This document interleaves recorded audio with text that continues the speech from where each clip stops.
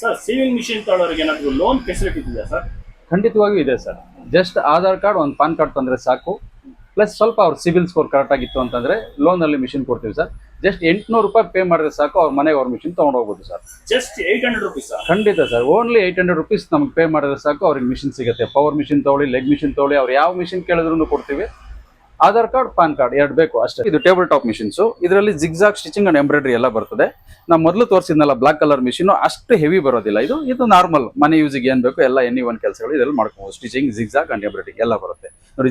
Embroidering ಅಂದ್ರೆ ಇಷ್ಟೆಲ್ಲ designs ಬರುತ್ತೆ. ಇದರಲ್ಲಿ ಕಮ್ಮಿ ಡಿಸೈನ್ ಬರೋದು ಇದೆ, ಜಾಸ್ತಿ ಡಿಸೈನ್ ಬರುವಂತದ್ದು ಇದೆ ಮಿಷಿನ್ಸ್ಗಳು. Jack company machine? ಹಾ ಸರ್, ಇದೆ ಹೈಯೆಸ್ಟ್ ಸೇಲಿಂಗ್ ಇರೋದು ಇವಾಗ ಜಾಕ್ ಅಂತ ಬ್ರ್ಯಾಂಡ್.